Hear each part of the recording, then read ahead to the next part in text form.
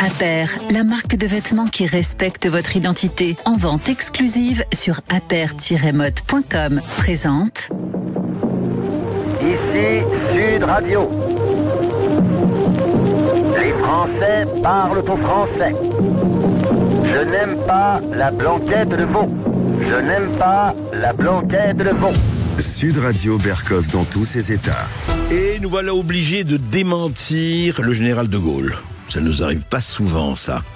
Quand il écrivait « Vers l'Orient compliqué, je m'envolais avec des idées simples ».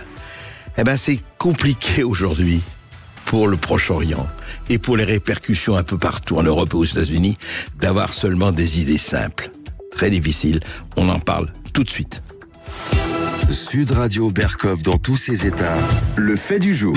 Bob Dylan, Masters of War, les maîtres de la guerre, les seigneurs de la guerre, effectivement, cette guerre qui, ça fait quoi, 100 ans, 50 ans, qui fait rage au Proche-Orient, comme elle fait rage un peu partout dans le monde, hein. Et nous pensions très tranquillement, on n'est pas exposé depuis 45, c'est fini, les guerres se passent loin, on est chez nous en Europe, tout va bien, en Amérique, tout va bien. Ben non. Et on le voit d'ailleurs avec ces manifestations pro-palestiniennes ou autres qui se passent à Columbia, qui se passent dans plusieurs universités américaines et qui tournent à la violence, vraiment, qu'on n'avait pas vu depuis la guerre du Vietnam pour les États-Unis, aussi fortement. Et à Paris, pour ne parler que de la France, Sciences Po Lille, Sciences Po un peu ailleurs, etc. Et puis ça s'exacerbe. Alors voilà, les uns qui disent oui, il faut le grand Israël. Les autres qui disent from the river to the sea, Palestine will be free, c'est-à-dire du Jourdain à la mer, la Palestine sera libre, etc., etc. Mohamed Sifawi, bonjour. Bonjour. Ce qui se passe de ce point de vue-là, et vous connaissez, vous, la région, pour l'avoir explorée, je rappelle que c'est important. Moi, j'aime bien les gens qui parlent de Moyen-Orient et qui se proclament spécialistes de Moyen-Orient sans connaître l'arabe, sans connaître la langue arabe, m'ont toujours un peu étonné. Ce n'est pas évidemment votre cas, et cela fait 20, 25 ans, et même beaucoup plus, que vous avez écrit là-dessus et que vous explorez. Mais ce qui se passe aujourd'hui, je voudrais devenir, est-ce que c'est une importation, encore une fois, comme on en a connu ailleurs, de ce conflit Israël-Gaza, Israël-Palestine, etc., ou c'est autre chose ? D'abord, c'est pas nouveau. Ce qui est appelé communément le conflit israélo-arabe a toujours suscité à la fois des crispations, des passions, des polémiques, plus que d'autres conflits. Ce n'est pas nouveau. Ce qui est nouveau, c'est le caractère, je dirais, qui est en train d'avoir ce conflit de fragmentation des sociétés occidentales. On est en train de passer un cap, me semble-t-il, parce qu'aujourd'hui, ce conflit est instrumentalisé, et ce qui est importé, ce n'est pas tant le conflit lui-même, c'est toute la propagande de l'Iran, du Hamas, le narratif, du Hezbollah, tout le narratif islamiste est importé, et on a des milieux de gauche, au nom du wokisme, au nom de l'islamo-gauchisme, au nom d'agendas particuliers, souvent électoralistes, clientélistes, qui sont en train de reprendre au mot près le narratif d'une organisation terroriste. Et ça, c'est nouveau. Parce que la différence qui existait, d'ailleurs, aujourd'hui, je tiens à le souligner, il est faux de parler de conflit israélo-arabe, puisque plusieurs pays arabes sont en voie de normalisation avec Israël. Il est faux même de parler de conflit israélo-palestinien, puisque l'autorité palestinienne a clairement reconnu par la voix de Mahmoud Abbas, qui même lorsqu'il est sur un jeu assez ambigu, a tenu quand même à rappeler qu'Israël avait le droit de vivre en sécurité. Contrairement au Hamas et au djihad islamique, dont on parle peu, évidemment, et au Hezbollah, à leurs donneurs d'ordre iraniens et à leurs appendices, les appendices de l'Iran, le Hezbollah et toutes les milices qui sont actives du Yémen, etc.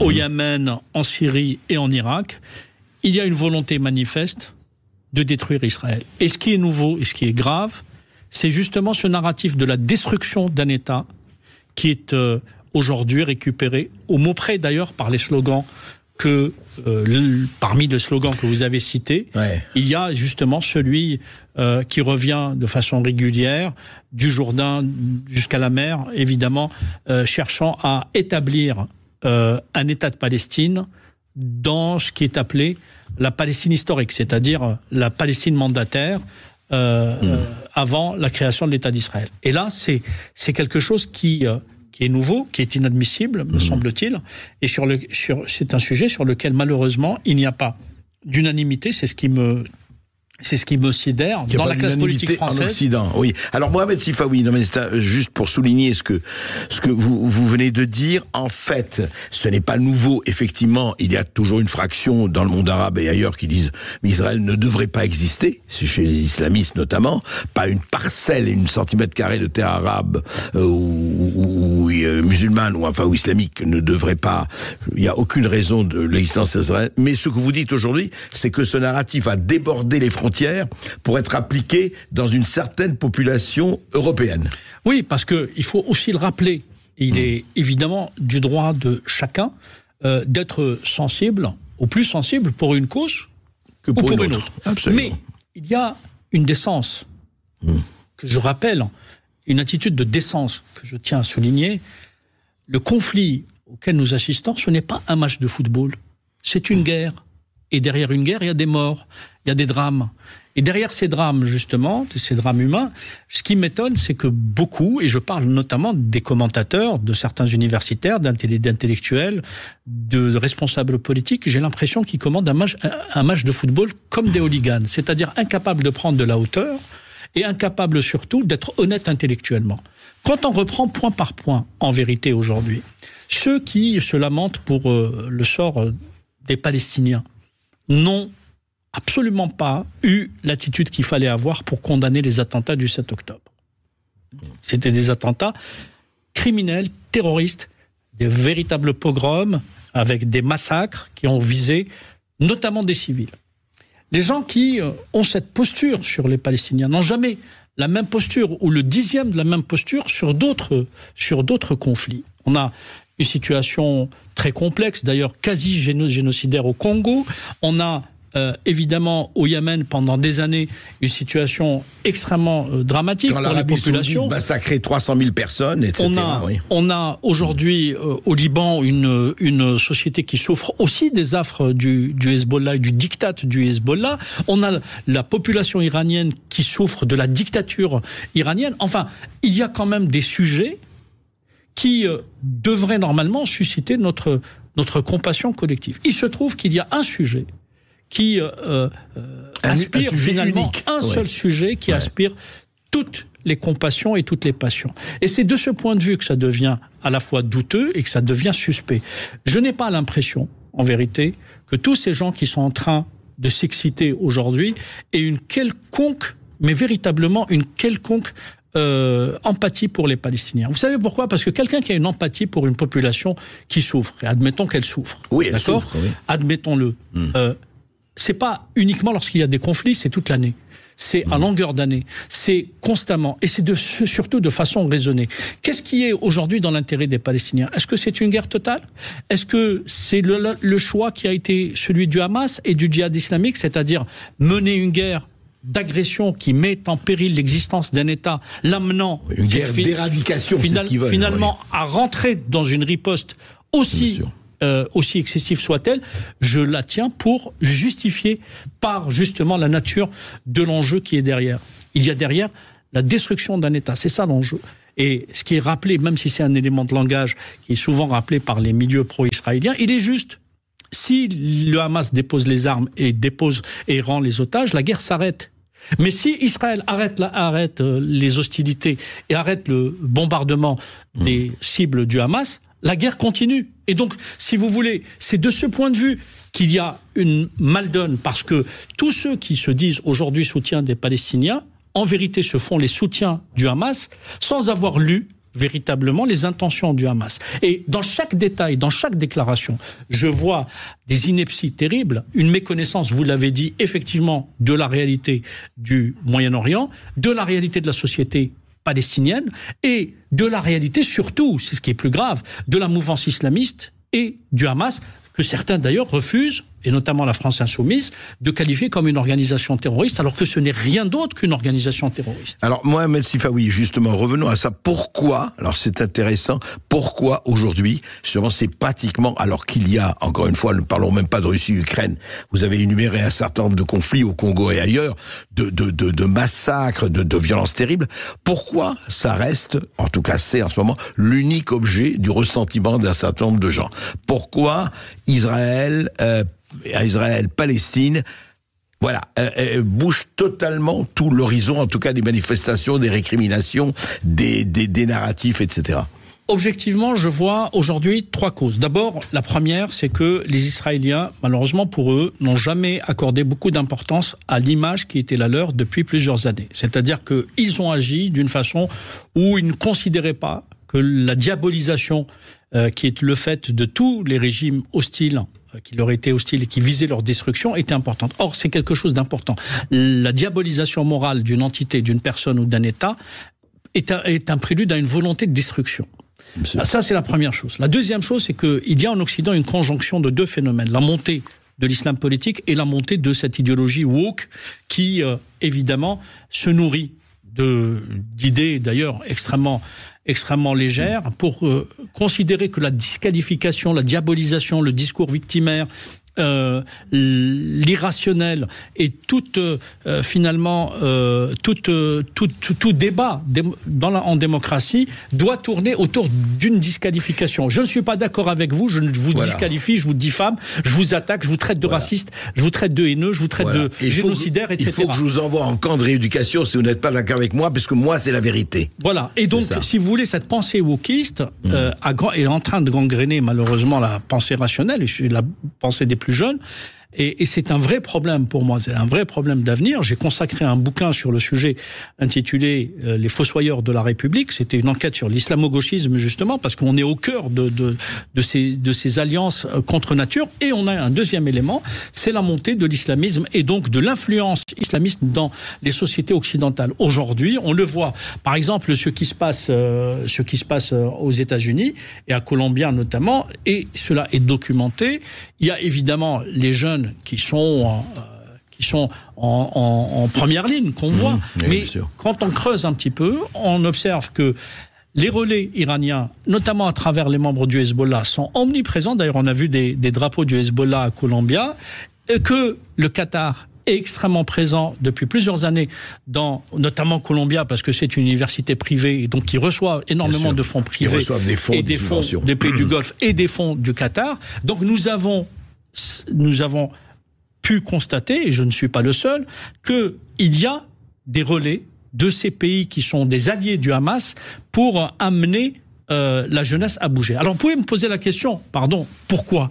Parce que l'enjeu aujourd'hui premier du Qatar et de l'Iran, c'est de sauver le soldat Hamas. Le Hamas doit être sauvé parce qu'ils ont tellement investi sur cette organisation terroriste qu'elle ne veut pas disparaître. Et de l'autre côté, la politique qui est celle aujourd'hui du gouvernement israélien, après le 7 octobre, c'est de faire disparaître le Hamas. Alors la question est la suivante. Pour moi, il n'y a pas de question.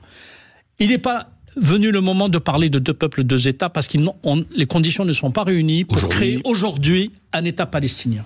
Les conditions ne sont pas réunies aujourd'hui pour parler de négociations, sinon la négociation pour libérer les otages, et pour arriver à créer des conditions de cessez-le-feu temporaires pour que les populations véritablement civiles puissent recevoir des aides. Oui. Mais au-delà de ça, la question à poser, c'est oui ou non, le Hamas, en tant qu'organisation terroriste, en tant que puissance militaire, doit continuer à agir, alors que nous savons tous que c'est une organisation qui est armée, financée, entraînée par l'Iran, pour justement mener une guerre par procuration, à viser là pour le coup génocidaire. Parce que il y a ceux qui parlent de génocide, mais qui en vérité ne le subissent pas, et il y a ceux qui ne parlent pas de génocide et qui risquent de le faire subir, absolument. Mohamed Sifawi, restez avec nous. Juste, on va terminer avec cela. Avant d'accueillir Fabien Bouglet, ce qui se passe entre l'Amérique et la Russie, après cette petite pause. Oui, puis vous aurez la parole, évidemment, 0826 300 300 pour réagir et pour poser toutes vos questions. À tout de suite. Sud Radio Berkov dans tous ses états, midi 14h. André Berkoff. Ici Sud Radio. Les Français parlent au français. Les carottes sont cuites. Les carottes sont cuites. Sud Radio Berkoff dans tous ses états. Sciences Po, la Sorbonne, Columbia, UCLA à la Californie, et ce matin dans le centre-ville de Lille, des étudiants mènent une action, voilà, ce matin, en pleine nuit. Plusieurs jeunes ont tenté d'entrer dans l'école de sciences politiques, puis dans l'école de journalisme de Lille. Oui, comme par hasard, c'est toujours Sciences Po et le journalisme. Ils bloquent actuellement les deux écoles. Là, à l'heure où je vous parle, les forces de l'ordre sont sur place. Mohamed Sifawi, au fond, quand on regarde tout cela, vous l'avez bien défini, le wokisme, l'islamo-gauchisme, etc., unissent leurs forces, alors que, pour dire qu'il y a des contradictions là-dedans, et c'est le moins, et vraiment, c'est une litote. Au fond, aujourd'hui, donc, la situation, elle est complètement bloquée, et elle se développe, donc, un côté suprématiste blanche, donc, on mélange tout, Israël, la suprématie blanche, etc., on mélange tout, et c'est toujours pareil, on continue à se faire la guerre, alors là, c'est la guerre par procuration. Oui, alors, encore une fois, ce qui est frappant chez les tenants de la pensée woke, comme on dit, c'est surtout la bêtise. Parce que c'est comme, on est dans des postures qui sont, je le dis très, très simplement, parce que ça peut être documenté, totalement racistes. Parce que d'une certaine façon, elles rompent avec l'égalité des droits entre les citoyens, et on va considérer qu'une personne de couleur, une personne d'origine étrangère, aurait plus de droits, ou serait plus à même de recevoir l'empathie générale que d'autres personnes.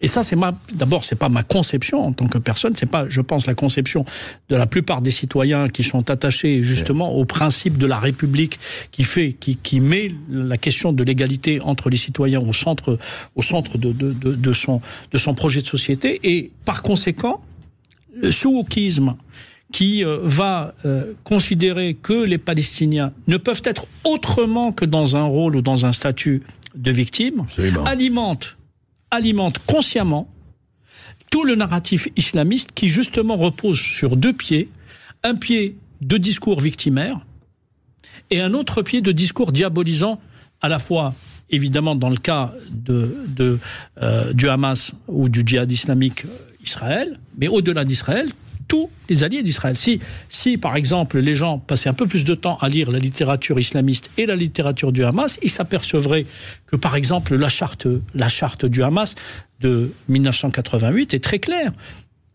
Elle attaque tous les niveaux de la société. C'est une charte misogyne.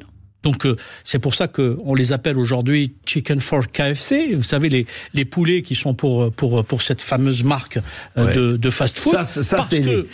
Attendez, les poulets pour le fast-food, c'est les idiots utiles occidentaux. C'est surtout les gens qui, à partir de combats qui sont les leurs, normalement, ils devraient être les ennemis déclarés, assumés et je dirais fier de l'être du Hamas. Le Hamas est misogyne, c'est écrit dans ses textes et c'est exprimé dans ses déclarations. Ils ont clairement exprimé un rejet de l'égalité entre les femmes et les hommes, un rejet total évidemment du droit des homosexuels. Quand je vois que des organisations LGBT+ les soutiennent, c'est quand même extraordinaire.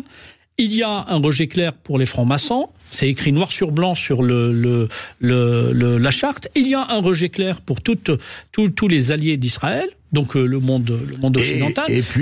Et en finir avec Israël, bien sûr. Et en finir, évidemment, à un projet totalement antisémite à vocation génocidaire, parce qu'il est écrit clairement, ils reprennent une sorte de hadith bidon qui est repris systématiquement par la mouvance islamiste, c'est que la fin du monde n'interviendrait que lorsque tous les musulmans auraient massacré tous les juifs. Voilà. Très sympathique comme projet, comme vous pouvez l'imaginer. Et donc ça, c'est inscrit quand même dans leur charte depuis maintenant 35 ans. Et contrairement à ce qu'on vous dit souvent, cette charte n'a jamais été abolie par un document qui a été effectivement publié en 2007, en 2017, pardon. Mais ce document de 2017 est un document d'orientation générale, de politique générale, qui n'est pas au même niveau qu'une charte. Une charte fondatrice, un côté fondateur. Une force juridique beaucoup plus forte. Et donc, malgré ça, vous avez des gens qui se disent soit féministes, soit défenseurs des droits LGBT, soit parfois, je dirais, défenseurs d'associations qui se disent progressistes